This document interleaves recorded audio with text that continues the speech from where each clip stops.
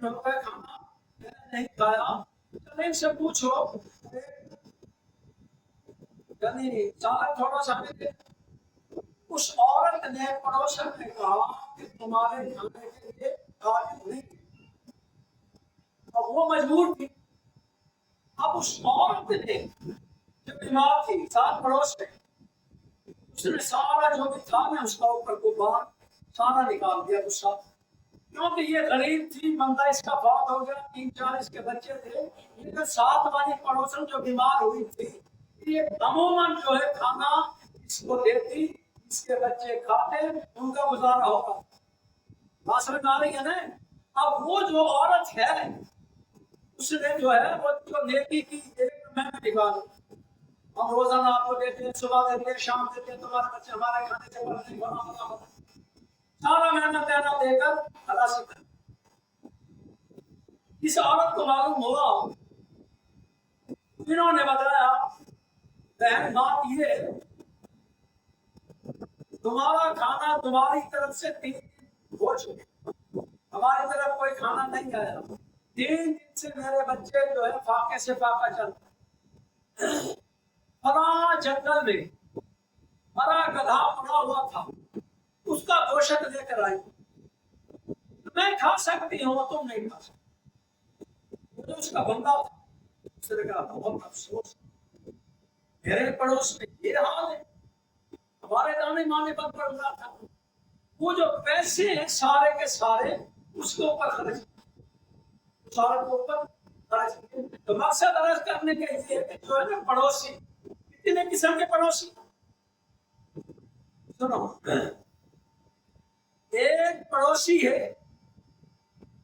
اور کافر ہے، لیکن یہ بھی پڑوسی، ایک پڑوسی ہے اور مسلمان ہے، یہ تو مسلمان بھی ہے اور تمہارا پڑوسی بھی ہے، اور ایک پڑوسی ہے مسلمان ہے اور رشتے دار۔ بات سمجھ میں؟ عبادت کی کتنی جلدیں ہیں؟ ایک دیکھا کہ 4 جلدیں ہیں، 3 معاملات کی، یہ پوچھا جائے گا۔ اور یہاں تک ہمارے بزرگ فرماتے ہیں اگر تمہارے ہاں ایسا ہے اور کوئی مہمان شمان بھی آ رہا ہے تو وہاں سے تو خریدو گوشت موشت مرغی شرگی، ایسا شاور ہو محلے میں تیرے پڑوسی غریب بچے یہ نہ سمجھے میں ان کے ہاں پکڑا ہے حرام، وہ بات سمجھ میں آ رہی ہے؟ یہ پہلی بھی نکل گئی، غور سے سنو، دھیان سے سنو، یہ معاملات ہے۔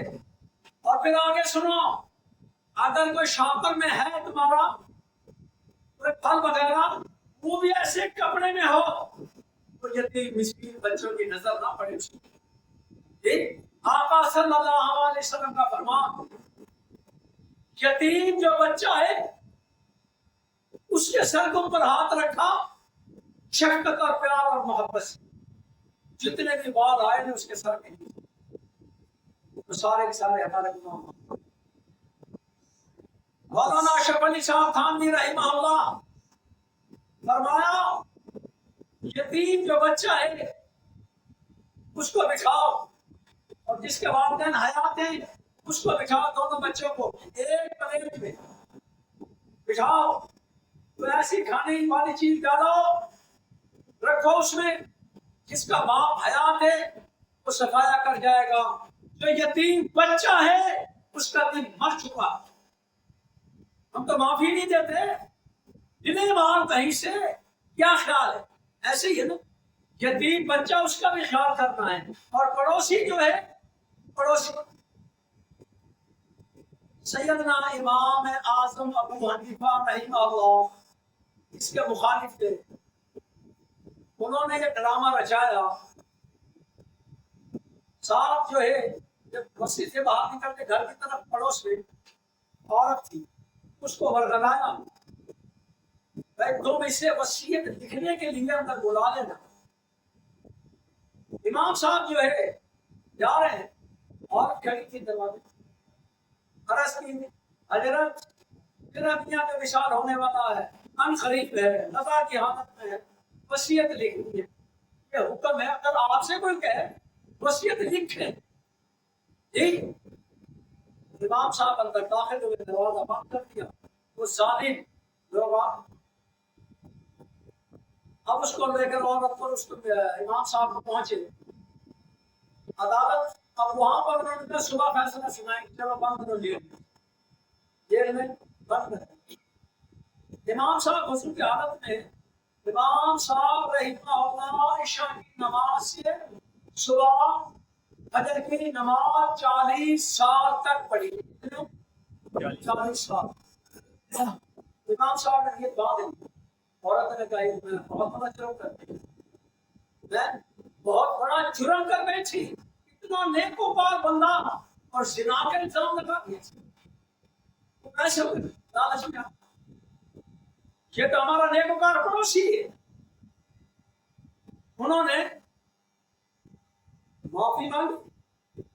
इमाम साहब ने फरमाया अच्छा तुम ऐसे करो, जेलर से कहो भाई जो है ना मेरा बच्चा है, मैं दूध पिलाकर वापस आ जाऊंगा, एक दो घंटे में छोड़ दे। उन्होंने छोड़ दिया। फरमाया इमाम साहब ने जाकर ये बोला मेरी औरत को दे देना और उसको बता देना वाक्य सारा का सारा वाक्य बता देना मेरी औरत को। वो चली आए।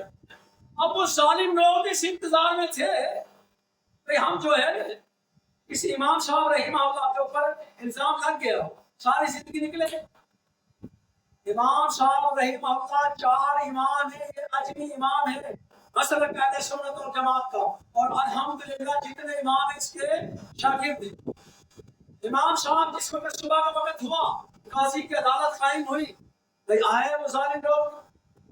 इमाम साहब ने कहा दी ये औरत तुम ना हक किसी के घर दाखिल हुए रात के वक्त।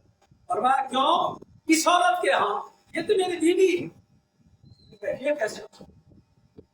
मेरे गवाह भी निकाल के नहीं मौजूद है, वो वाकई बीवी। भाई मैं अर्ज यूं कर रहा हूँ अगर पड़ोस के अंदर किसी भी किस्म की कोई गड़बड़ हो जाए, खुदा के लिए माफ करते, कल क़यामत का दिन होगा हमारे यही मोहल्ला जो है किसी के साथ जो है हमारा उठना होगा। ऐसे ही है क्या ख्याल?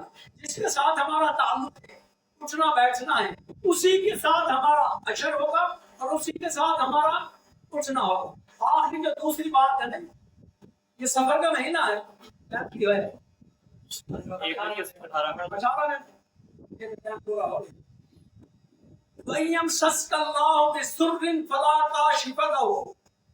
अल्लाह तबारक व तआला जिसको चाहे जब चाहे जी दे सकता है। नफा नुकसान का मालिक कोई नहीं। ये बाद में पाले के आया जो सफर का महीना चल रहा है, बाद लोग कहते हैं सफर है, ये कारोबार ना करो, फला ना करो। कोई रात, कोई दिन, कोई साथ, कोई घड़ी, ना चांद ना सूरज, कोई मंसूर। बात समझ आ रही? कोई मनहूस नहीं है। अल्लाह तबारक व तआला की मखलूक है और अल्लाह तबारक व तआला हर चीज पर कादिर है जब चाहे।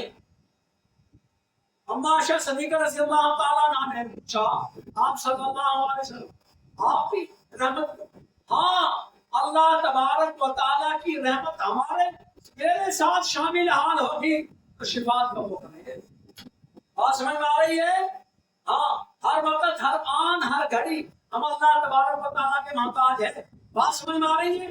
इंशाअल्लाह अगर जिंदगी में वफा की तो आइंदा जुमा ये जो सफर का महीना बता रहे हैं ना लोग, मैं कारोबार ना करो, फला ना करो, शादी ना करो, फला ना करो, ये बाद में फरमाया मुहर्रम की 10 तारीख इमाम हुसैन रज़ियल्लाहु तआला अन्हु से साहबत वहां पर निकाह। बात समझ में आ रही?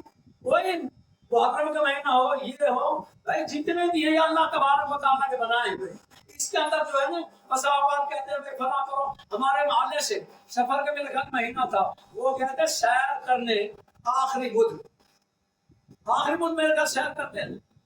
ये भी कोई ड्रामा है। नहर पर गए बच्चे के साथ, एक बच्चा नहर में डूबकर मर गया, उन्हें मालूम ही नहीं हुआ, मालूम ही नहीं था। घर आकर मालूम हुआ बच्चा हमारे साथ है। ये सारी खराफात की बातें हैं जी। वयम सस्कल्लाह, जिसको अल्लाह तबारक व तआला भलाई देने का इरादा करे कुल कायनात उल्टी लटक जाए नहीं रोक सकती। और अल्लाह तबारक व तआला जिसको नुकसान पहुंचाना चाहे तो कोई रोकने वाला नहीं। वाह दावाना अल्हम्दुलिल्लाह रब्बिल आलमीन। सुनते डॉक्टर